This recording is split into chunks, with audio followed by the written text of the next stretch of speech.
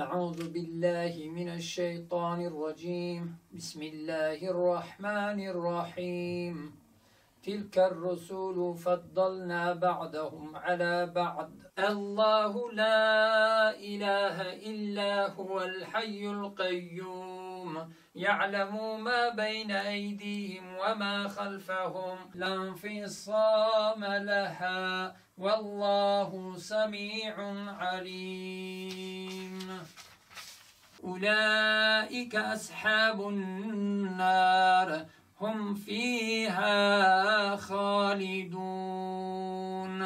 قال كم لبثت قال لبثت يوما أو بعد يوم قال بل لبثت 100 عام فانظر إلى طعامك وشرابك لم يتسنه قال بلى ولكن ليطمئن قلبي قال فاخذ 4 من الطير فأسرهن إليك ثم اجعل على كل جبل منهن والله يضاعف لمن يشاء والله واسع عليم ولا خوف عليهم ولا هم يحزنون ومثل الذين ينفقون أموالهم ابتغاء مرضات الله وتثبيتا من أنفسهم كمثل الجنة بربوات أصابها من طيبات ما كسبتم ومما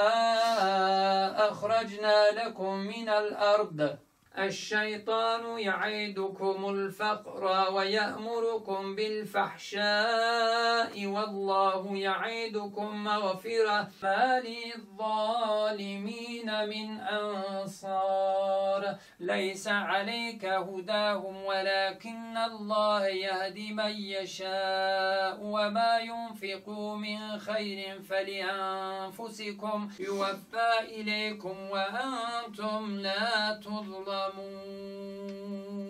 يا أيها الذين آمنوا إذا تداينتم بدين إلى أجل مسمى فاكتبوه فإن آمن بعضكم بعضا فليؤدي الذي أتقات وما في الأرض وإن تبدوا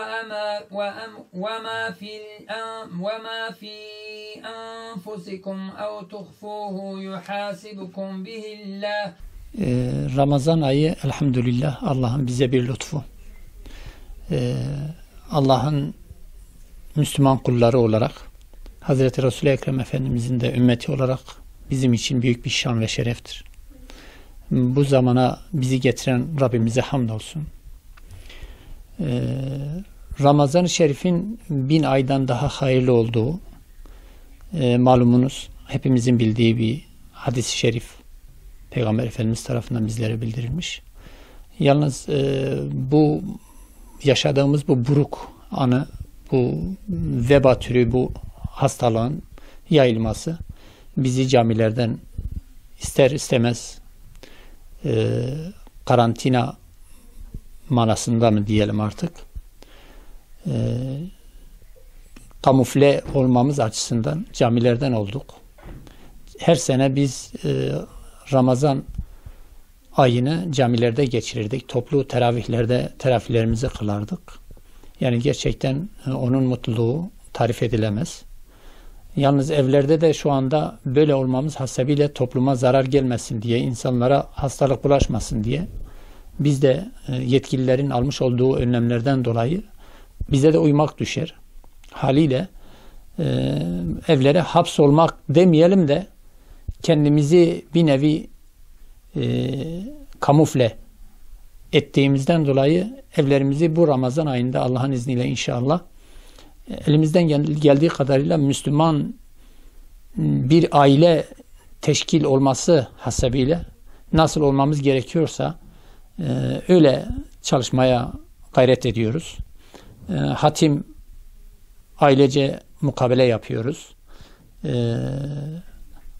Riyazu Salihin diye bir kitap var, Peygamber Efendimizin hadislerinden müteşekkil.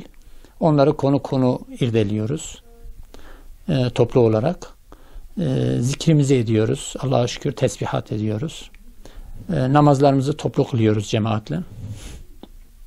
Ayrıca bütün elimizden gelen bütün etkinlikleri yapıyoruz. Peygamberlerin hayatı ile alakalı kitap. Böyle gün boyunca biz böyle programlı bir şekilde ailenin içerisinde yaymış durumdayız. Böyle çalışıyoruz, Allah'a hamdolsun.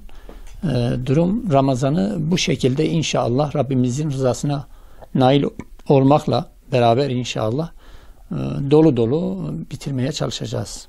Her sene namazımızı camide kılıyorduk cemaatle birlikte.